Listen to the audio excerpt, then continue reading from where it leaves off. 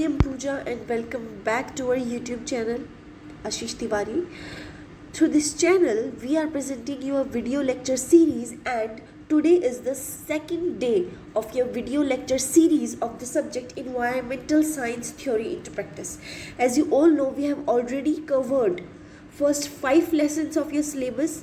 पहले 5 लेसन हम ऑलरेडी कर चुके हैं and this time we are starting from lesson number 6 to lesson number 10.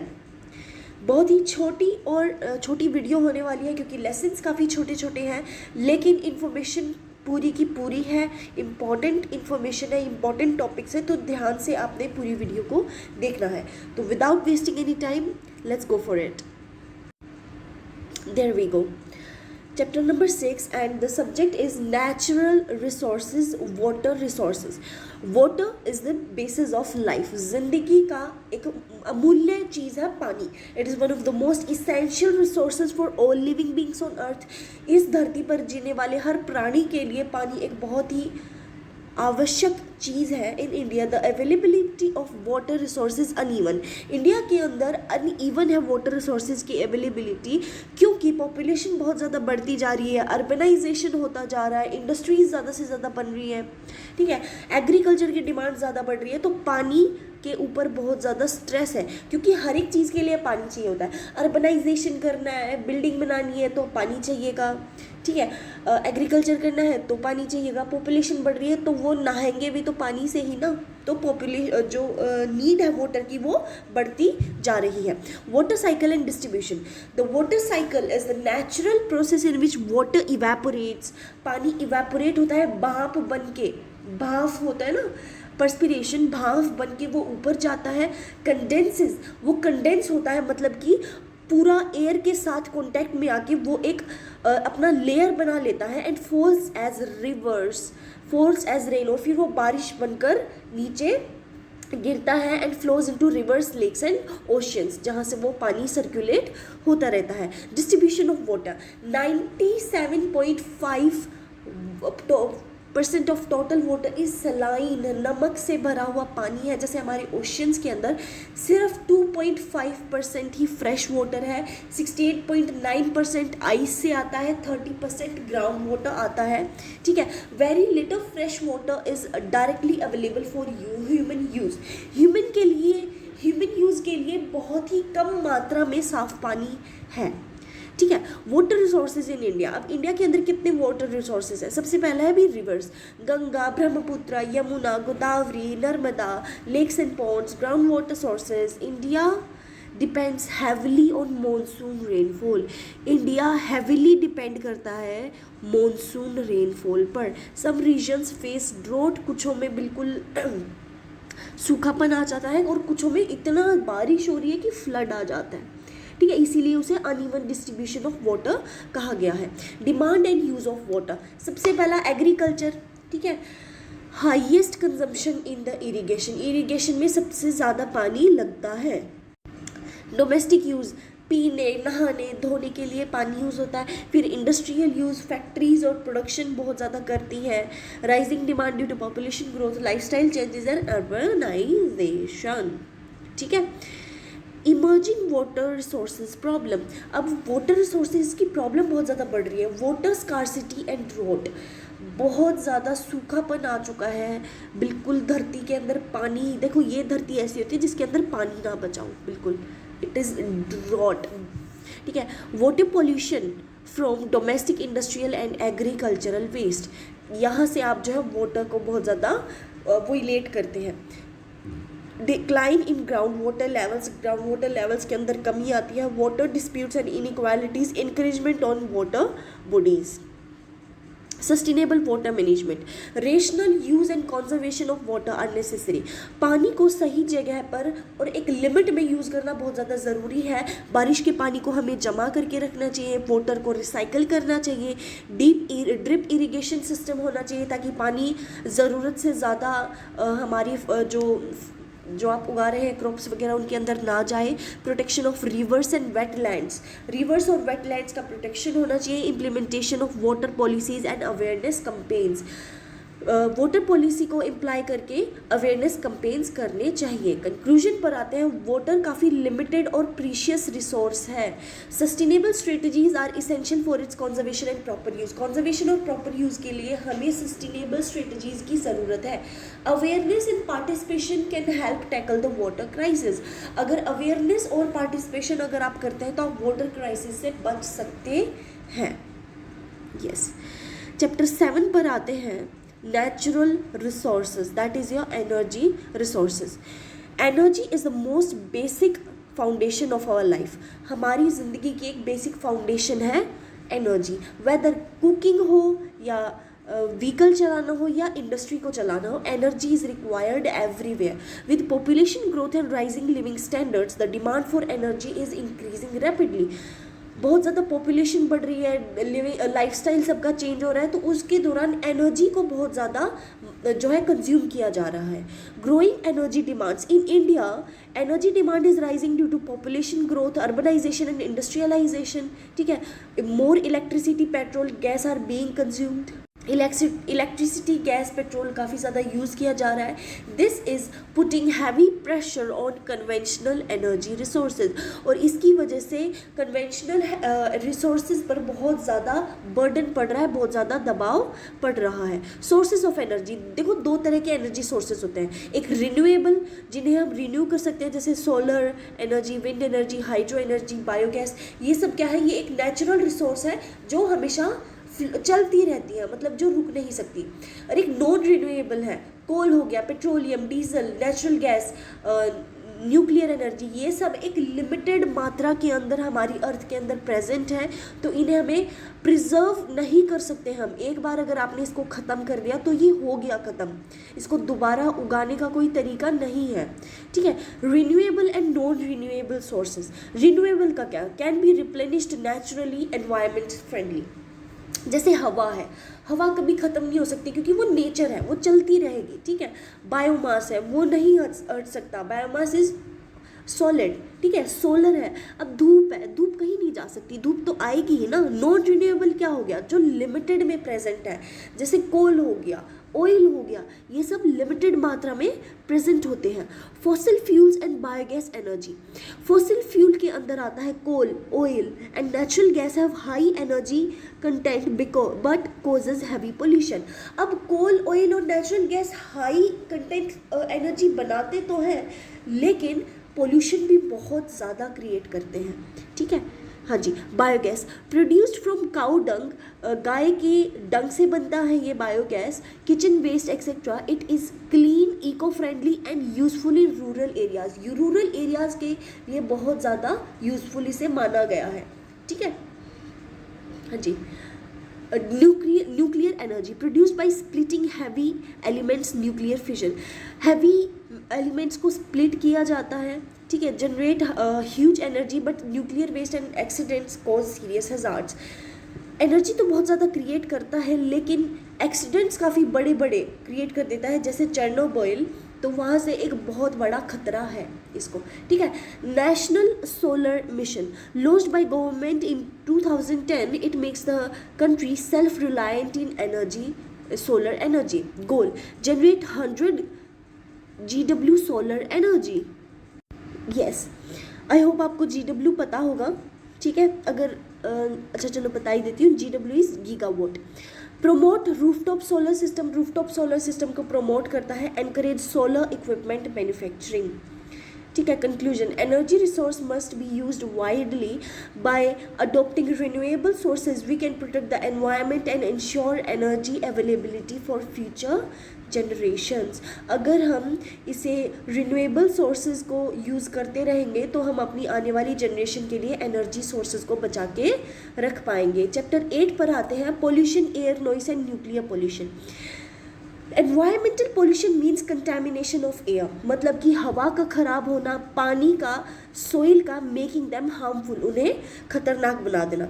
It negatively affects human life, इंसान की ज़िंदगी को खतरा और इकोसिस्टम की ज़िंदगी को खतरा करता है। सोर्सेज ऑफ पोल्यूशन दो तरह के होते हैं। नेचुरल सोर्सेज, वोल्केनिक इरप्शन हो गया, भाई वोल्केनो फट गया, स्ट्रोम आ गया, फॉरेस्ट फायर हो गया, वो एक नेचुरल सोर्स है। ह्यूमन मेड कौन सा, vehicle, industries, plastics, chemicals, sewage, ये बहुत ही गंदे गंदे पॉल्यूशंस करते हैं। ठीक है। क्लासिफिकेशन ऑफ पॉल्यूशन, पॉल्यूशन जो है वो उनमें से कुछ क्लासिफाई किए गए हैं: air pollution, water pollution, soil pollution, noise pollution, thermal pollution, radioactive pollution. Management of environmental pollution, waste को रिसाइकल कर सकते हो, treat waste water before use. ठीक है, वेस्ट वाटर को आप फेंकने से पहले उसे दोबारा यूज़ कर सकते हैं। Plantation and afforestation. ठीक है, controlling smoke from vehicles and industries, public awareness campaigns आप कर सकते हैं। एयर पोल्यूशन, अब एयर पोल्यूशन भी जो को क्लासिफाई किया गया है। सबसे पहला है primary pollutants, enter the atmosphere directly, जो डायरेक्टली हवा के अंदर छोड़े जाते हैं, CO2, SO2, NO2। ठीक है। सेकेंडरी पोल्यूटेंट्स वो होते हैं जो formed by chemical reaction of primary pollutants, primary pollutants के केमिकल रिएक्शन से जो बनते हैं, जैसे ओजोन लेयर है, स्मोग है। ठीक है। अब types of air pollution, urban and rural air pollution, indoor and outdoor pollution, natural and manmade pollution, ये आई होप आप कर लेंगे। ठीक है। Sources of air pollution, vehicle emission, गाड़ियों का चलना, इंडस्ट्री के अंदर स्मोक आना, इंडस्ट्री की वजह से स्मोक होना, burning of house hold fuel, घर पे चूल्हे जो जलाते हैं आप, उनसे भी बहुत ज़्यादा पोल्यूशन क्रिएट होता है। क्रॉप रेजिड्यू बर्निंग, क्रॉप को रेजिड्यू जो बच जाता है उसे जलाया जाता है, तो वो भी एक बहुत बड़ा नेगेटिव फैक्टर है। ठीक है। मेजर एयर पोल्यूटेंट्स कौन से हैं? Carbon monoxide, sulphur dioxide, nitrogen oxides. ठीक है। पर्टिकुलर मैटर जैसे PM10 और PM2.5, क्लोरोफ्लोरोकार्बन, CFCs जो फ्रिज जो है एमिनेट करते हैं। Control of air pollution, promote public transport, use of clean fuels, afforestation, पेड़ लगाइए, installation of filter in industries के अंदर फिल्टर लगाना चाहिए, implementation of pollution control laws को करना चाहिए। नॉइस पोल्यूशन भी काफ़ी तरह का होता है, व्हीकल हॉर्न हो गया, loud speaker, machinery, fire crackers. ठीक है, ये काफ़ी ज़्यादा नॉइस पोल्यूशन क्रिएट करते हैं। इफेक्ट क्या होता है? मेंटल स्ट्रेस होता है, sleep disturbance, hearing impairment and increased blood pressure. Control कैसे कर सकते हैं? Restrict horn use in silence zone, silent zone के अंदर जो हॉर्न है उसको नहीं बजाना चाहिए या फिर कम से कम बजाया जाना चाहिए। Fix permissible sound levels, permissible sound levels निकालना चाहिए जिसके अंदर कि भाई आप इतनी ही ज़ोर से आवाज़ कर सकते हैं, इससे ज़्यादा ज़ोर से आवाज़ आप नहीं कर सकते। Ban loud speakers in residential areas, residential areas के अंदर लाउड स्पीकर को बंद कर दिया जाए। अब न्यूक्लियर पोल्यूशन क्या होता है? Leakage of radio active substances damages body cells causing cancer and genetic disorder. ये रेडियो एक्टिव सब्सटेंसेस वो होते हैं जो हमारी बॉडी के अंदर, रेडियो एक्टिव सब्सटेंसेस इस न्यूक्लियर बॉम्ब में भी होते हैं। ठीक है, इसीलिए इसे न्यूक्लियर हैजार्ड भी कहा गया है। आपने कभी देखा होगा कि रॉकेट को ना काफ़ी दूर से लॉन्च किया जाता है, ठीक है, पास में किसी के नहीं लॉन्च किया जाता, क्योंकि वो बहुत ज़्यादा harmful radio active waves and radio active chemicals को वो इल्यूसिनेट करते हैं, जो कि बहुत ज़्यादा हार्मफुल होता है एक बॉडी के लिए। ठीक है, हाँ जी। कॉजेज़ क्या होंगे? Leakage from nuclear power plant से लीकेज होना, nuclear weapon testing, negligence in medical use, improper disposal of radioactive waste. Effect क्या होगा? कैंसर हो सकता है, thyroid problem, birth defect in children, बच्चे पैदा होंगे तो मतलब कि उनके साथ कुछ प्रॉब्लम हो सकता है, इकोलॉजिकल इम्बैलेंस हो सकता है। Impacts of radioactive pollution, long term persistence होगा, कंटेमिनेशन, एयर वाटर सॉइल काफ़ी लंबे समय तक खराब हो जाता है, harm to aquatic life plants and humans. ठीक है, mitigation of nuclear hazards, safe disposal of radioactive waste, अगर हम रेडियो एक्टिव वेस्ट का सेफ डिस्पोजल करें तो, स्ट्रिक्ट सेफ्टी स्टैंडर्ड्स को अगर हम लगाएं तो, regular inspection and monitoring and public awareness can help in mitigating the nuclear hazards. Okay, chapter 9 पर आते हैं। Pollution, water, thermal and soil pollution. Pollution means the presence of any substance in the environment in a harmful form that damages living organisms. Pollution का मतलब होता है एक ऐसी खतरनाक चीज़ एनवायरनमेंट में होना जिससे जीवित चीज़ों को दिक्कत हो सकती है। इसका कंटेमिनेशन पानी, एयर, सॉइल कहीं पर भी हो सकता है। वाटर पोल्यूशन, वाटर पोल्यूशन के कुछ टाइप्स होते हैं। सरफेस वाटर पोल्यूशन यानी कि जो हमें ऊपरी दिखता है कचरा, जैसे यहाँ पे दिखाया गया है। Ground water pollution, ground water pollution कब होता है? जब पेस्टिसाइड्स और केमिकल्स ज़मीन के अंदर छोड़े जाते हैं फार्मर्स के द्वारा, या फिर कोई भी हो सकता है। वाटर पोल्यूशन के सोर्सेज कैसे होंगे? डोमेस्टिक होते हैं, सीवेज, गंदा पानी, किचन बाथरूम का वेस्ट कहीं पर भी निकाल देना, इंडस्ट्रियल, केमिकल, डाइज और इफ्लुएंस पानी के अंदर छोड़ना, पेस्टिसाइड्स और केमिकल फर्टिलाइजर्स एग्रीकल्चर के अंदर छोड़ना, प्लास्टिक, गर्म पानी फ्रॉम थर्मल पावर प्लांट्स को कहीं पे भी एनवायरनमेंट में छोड़ना, जिसकी वजह से केमिकल के मतलब कि नेचर के साथ कनेक्ट करके वो एक केमिकल रिएक्शन क्रिएट करते हैं।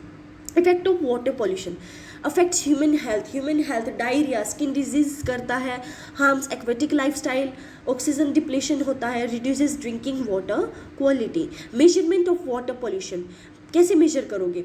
Measured using BOD biochemical oxygen demand and COD chemical oxygen demand की मदद से आप इसे जो है वाटर पोल्यूशन को मेजर कर सकते हैं। कंट्रोल मेजर्स कैसे करेंगे? पब्लिक अवेयरनेस किया जाए, लॉज बनाए जाए जहाँ पर लोग इसे है ना, अगर उनके कुछ गलत करें भी तो उनको पेनल्टी भरनी पड़े, सीवेज ट्रीटमेंट प्लांट्स करने चाहिए, कंट्रोल ऑफ इंडस्ट्रियल डिस्चार्ज, एक कंट्री को एक साल में कितना वेस्ट ड्रॉप करना है वो एक लिमिट होनी चाहिए उस चीज़ पर। गंगा एक्शन प्लान जो कि 1985 में शुरू हुआ था गंगा को क्लीन करने के लिए, improve water quality and manage sewage. Thermal pollution sources, thermal power plants, thermal pollution कहाँ से होता है? थर्मल पावर प्लांट से, discharge of hot water from industries, nuclear plants, ये सब जो है थर्मल पोल्यूशन क्रिएट करते हैं। Effects on aquatic life, increases water temperature बढ़ता है और ऑक्सीजन लेवल कम हो जाता है जिससे एक्वेटिक लाइफ को खतरा हो जाता है। सम एक्वेटिक स्पीशीज डाई। ठीक है, कंट्रोल करने के लिए क्या कर सकते हैं? गर्म पानी को ठंडा किया जाए रिवर में छोड़ने से पहले, regulation of industrial discharge and recycling methods. Soil pollution, अब सोइल पोल्यूशन के भी काफ़ी ज़्यादा सोर्सेज हैं, जैसे प्लास्टिक एंड हैवी मेटल्स को कहीं पर भी गिरा देना, पेस्टिसाइड्स एंड केमिकल फर्टिलाइजर्स को ज़मीन के अंदर देना, इंडस्ट्रियल वेस्ट को ज़मीन के ऊपर छोड़ना।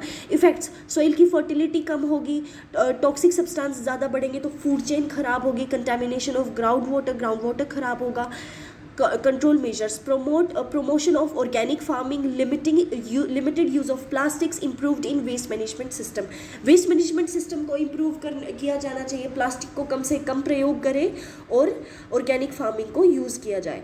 पानी, थर्मल, सोइल पोल्यूशन, ये जो है ये मेजर एनवायरमेंटल इश्यूज हैं। ठीक है, इनका इम्पैक्ट इकोसिस्टम से बढ़कर human health, agriculture, aquatic life सबको पड़ता है।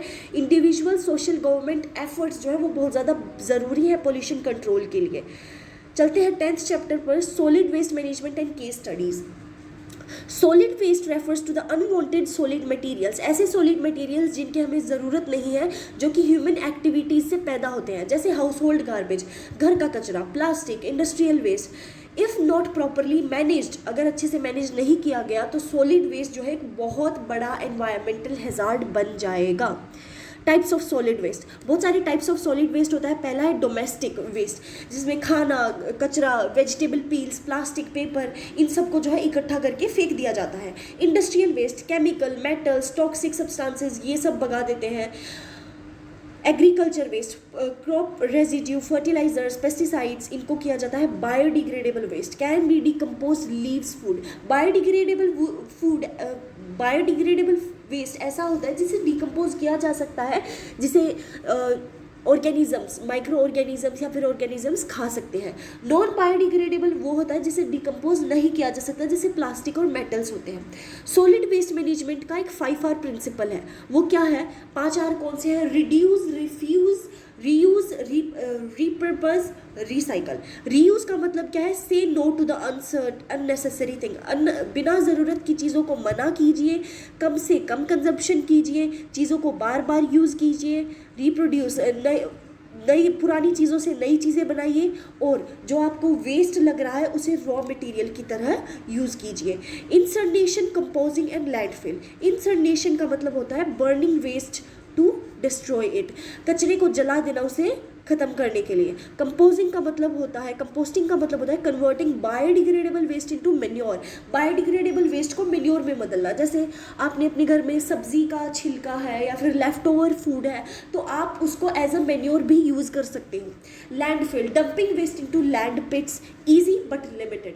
आप डंपिंग जो वेस्ट है, कभी कभी लोग क्या करते हैं, खड्डे बनाते हैं और उसके अंदर कचरा डाल देते हैं, लेकिन कब तक ऐसा करेंगे? वहाँ से हमारा ग्राउंड वाटर बहुत ज़्यादा पोल्यूट होता है। केस स्टडी आई है कि लंदन स्मोक 1952 के अंदर, in December 1952 smoke and fog combined to form thick smoke. Excess burning of coal, low air circulation and cold weather worsened pollution. बहुत ज़्यादा ठंड के होने के कारण बहुत ज़्यादा कोल जलाया गया, एयर सर्कुलेशन कम हो गया क्योंकि जो हवा है वो काफ़ी थिक हो गई थी, और कोल्ड वेदर की वजह से पोल्यूशन काफ़ी ज़्यादा बढ़ जाने लग गया. मोर देन 4000 डेथ, 4000 से ज़्यादा लोग मरे and thousands of illness occurred. हज़ारों तरह की बीमारियां उत्पन्न होने लगी. ठीक है. Los Angeles smog episode. In 1940 smoke from motor vehicle industries covered the city. दुनिया भर के अंदर ये स्मोक जो है वो बढ़ने लग गई. Photochemical smoke was formed causing I irritation and breathing problems. आँखों में दिक्कत और सांस लेने में दिक्कत होने लग गई फोटोकेमिकल स्मोक की वजह से, जो गाड़ियों से और इंडस्ट्रीज से निकलता है. भोपाल गैस ट्रेजेडी 1984 के अंदर हुई थी. लीकेज ऑफ पॉइजनस गैसें लीक होने लगी MIC और यूनियन कार्बाइड फैक्ट्री से. हज़ारों लोगों की मौत हुई, लाखों को फर्क पड़ा. One of the world's worst industrial disaster है ये, सबसे worst industrial disaster. Taj Mahal case आया फिर. Industries near Agra caused heavy pollution, बहुत ज़्यादा पॉल्यूशन क्रिएट करने लग गई. Sulphur dioxide in the air led to the acid rain, sulphur dioxide की वजह से एसिड रेन होने लग गई. ताजमहल पीला पड़ने लग गया. Court ordered closer and relocation of near by industries. आसपास की इंडस्ट्रीज को बंद करके दूसरी जगह खोलने को कोर्ट ने ऑर्डर दिया. अब गंगा पोल्यूशन पर आते हैं. रिलीजियस ऑफरिंग्स जो आप लोग करते हैं गंगा में जा जाके, कोई दिए लगा रहा है, कोई खाना खिला रहा है गंगा को, पानी को खाना खिला रहा है, पता नहीं क्या क्या. Domestic and industrial waste polluted the river को बहुत गंदे तरीके से पॉल्यूट किया गया है. Ganga action plan launched for cleaning and sewage treatment. बहुत सारे लोग सीवर का पानी भी गंगा के अंदर छोड़ते हैं. Can we imagine. Yamuna pollution, heavy sewage and industrial discharge from Delhi and nearby gas. आज भी यमुना नदी के अंदर वाइट जो फोम है वो बनता है. क्यों? क्योंकि कचरा इतना उसके अंदर डाला जाता है. ठीक है. Oxygen depletion, aquatic life severely affected. Chernobyl disaster 1986. Explosion in a nuclear plant in Ukraine के न्यूक्लियर प्लांट के अंदर एक्सप्लोजन हुआ. रेडियो एक्टिव मटेरियल जो है वो काफ़ी ज़्यादा स्प्रेड होने लग गया. लॉन्ग लास्टिंग इफेक्ट हुए, हज़ारों लोगों की मौत हुई. Region still unsafe to live. आज के टाइम पे भी वहाँ पर जीना मुश्किल है, अनसेफ है. फुकुशिमा डिजास्टर 2011 के अंदर. Earthquake and tsunami in Japan led to the explosion in nuclear plant. 2011 के अंदर न्यूक्लियर प्लांट में एक्सप्लोजन हुआ. Radiation leakage cause damage to environment and human health. Indore a global model of waste management. Indore set an example in cleanliness, water segregation at source, door-to-door collection, composting and recycling were implemented effectively. घर घर जाकर कचरा लेने लग गए लोग, मतलब कि गवर्नमेंट ने ऐसा प्लान निकाला, वेस्ट सिग्रीगेशन को किया, रिसाइकल किया चीज़ों को, जो कि बहुत बड़ा पॉजिटिव इफेक्ट आया. कंक्लूजन पर आते हैं. Proper solid waste management is essential to save the environment. Environment को बचाने के लिए प्रॉपर सॉलिड वेस्ट मैनेजमेंट आपके पास होना चाहिए. It improves public health, climate and quality of life. और यहीं पर आपका चैप्टर ख़त्म होता है. आई होप आपको वीडियो पसंद आई होगी. वीडियो पसंद आए तो लाइक शेयर ज़रूर करना. ऐसी ही और वीडियोस के लिए आप हमारे चैनल को सब्सक्राइब ज़रूर करना, क्योंकि और भी बहुत सारे सब्जेक्ट्स कवर किए जाएंगे. यू डोंट नो कि आपका कौन सा चैप्टर इसके अंदर आ सकता है. सो मेक श्योर आप चैनल को सब्सक्राइब करें. एंड अगर आप DU सोल रेगुलर NCWEB और भी ऐसी इंफॉर्मेटिव वीडियोस एंड अपडेट्स चाहते हैं तो आप हमारे चैनल को व्हाट्सएप एंड टेलीग्राम चैनल को फॉलो कर सकते हैं. That's it for today. All the best for your exam.